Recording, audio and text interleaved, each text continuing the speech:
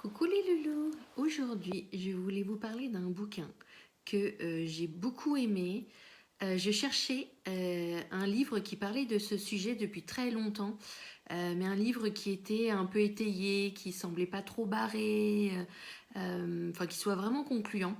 Et c'est une des personnes que j'ai formées en Reiki qui m'a dit, écoute, voilà, on a dû parler de ça peut-être sur l'heure du midi, et qui m'a dit, écoute, moi j'ai lu un bouquin qui s'appelle La Terre creuse, et si tu veux, je te le passe parce que je pense que tu vas bien aimer. Et effectivement, alors je l'ai commencé il y a quelques mois. Alors ça a toujours été plus ou moins le cas, mais en fait, Alors, comme vous le savez, je lis plein de bouquins en même temps, mais c'est comme des appels. Je sens des appels que le bouquin, je dois l'arrêter, et après que je dois y retourner. Et pour ce bouquin-là, je l'ai commencé déjà il y a plusieurs mois, il y a peut-être au moins 3 4 mois, et je l'ai repris, voilà, je le reprends de temps en temps. Et je me rends compte que euh, il se passe plein de choses en ce moment hein, pour nous tous, et moi aussi intérieurement, je sens qu'il y a des compréhensions autres qui se font, d'autres choses qui me sont révélées, entre guillemets, et en fait, je me rends compte que euh, je lis la suite au bon moment, parce qu'avant, peut-être que j'aurais pas pu le comprendre, ou le comprendre de la bonne manière. Alors bon, déjà, voilà, je vous présente. C'est le bouquin, donc c'est La Terre creuse de Raymond Bernard. Donc c'est un bouquin qui est assez vieux. Il date de 1969, il me semble. Oui, c'est ça. Donc voilà, voilà. Et voilà. Donc comme son nom l'indique, il parle de la Terre creuse. Euh, Et ce qui est vraiment cool, c'est que dans ce livre, cet auteur-là, il étaye en fait.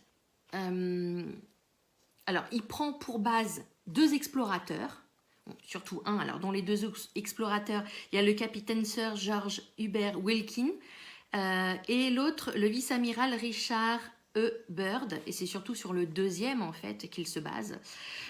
Sur deux personnes. Donc le premier, le capitaine Sir George Hubert Wilkin, qui en décembre 1929 a découvert qu'il y avait une terre au-delà du pôle sud.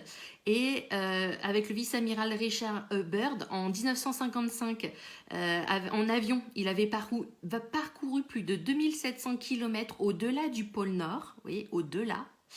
Et en 56, il rentre en terre creuse, il découvre tout ça et après il le fait découvrir au monde entier. Hein. L'information, c'est pas beaucoup diffusé, mais il fait part de ses découvertes à ce moment-là. Et donc l'auteur, Raymond Bernard, en fait, voilà, il va s'étayer sur les bouquins, sur les dires de ces deux hommes, voilà, pour parler de la terre creuse et pour expliquer que effectivement, il y a bien de la vie à l'intérieur de la terre. Et voilà, donc c'est cool parce que c'est pas que voilà, on vous donne pas juste comme ça des informations.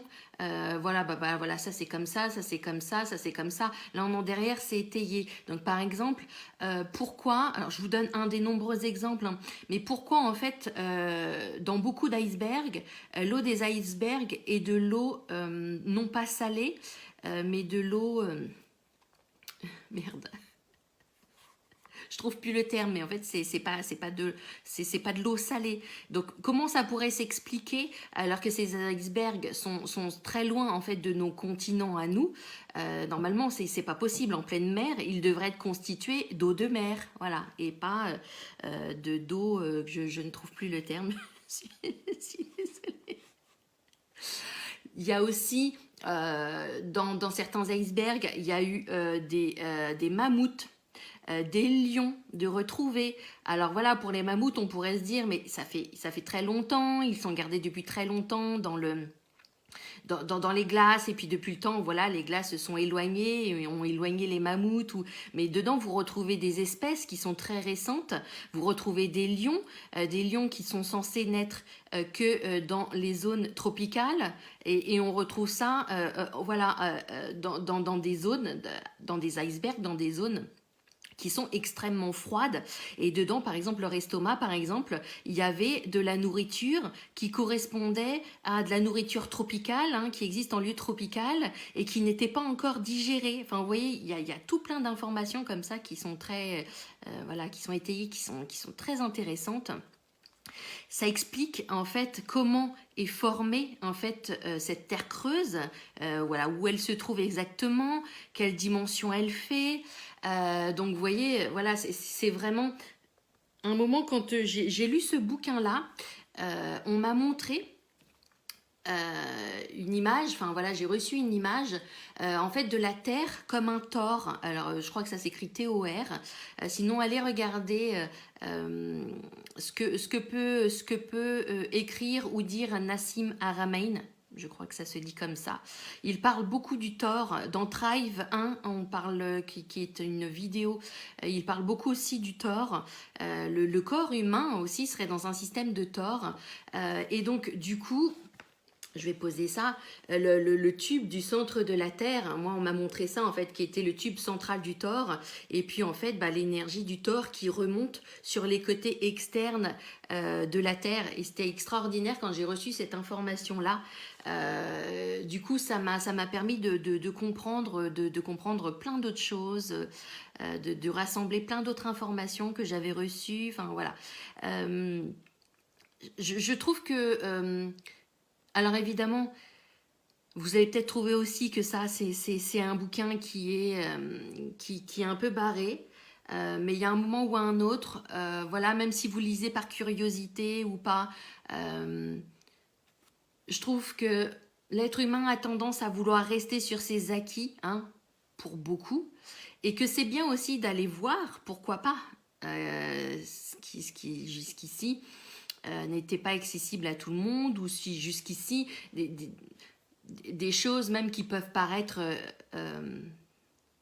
tellement loin de vos concepts habituels, eh ben c'est bien d'aller voir. Après, faites votre opinion, mais c'est toujours bien d'essayer d'agrandir sa vue, enfin sa vue, d'agrandir ses antennes, d'essayer de voilà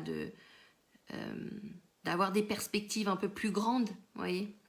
En tout cas, ce bouquin est intéressant, vraiment très intéressant. Je n'ai fait que survoler tout ce qu'il y a dedans, mais je vous assure, c'est vraiment, ouais, c'est une petite pépite, même s'il il est vieux. Et ce qui est cool, c'est que en fait, si après ou déjà, là maintenant, c'est un sujet qui vous intéresse, il y a un site internet qui a été créé, entre autres par Lulumineuse. Enfin, pas entre autres, il a été créé par Lulumineuse, qui s'appelle l'appelintérieur.org, et dedans, ça aussi c'est une pépite parce que dedans elle a rassemblé plein de vidéos, plein de références, plein de noms de livres. Les livres, je crois comme celui-là qui existe gratuitement en PDF, elle a dû les mettre sur le site. Enfin, en tout cas, si c'est un sujet qui vous intéresse et que vous n'arriviez pas jusqu'ici à trouver des informations percutantes, même qui ne viennent pas forcément de France, hein, donc vous trouverez plein d'informations sur ce site. Mais en tout cas, si vous voulez déjà rien que commencer avec ce bouquin-là, je vous le conseille, il est vraiment bien. J'espère que cette vidéo vous a plu, je vous fais un gros bisou, je vous dis à bientôt, salut!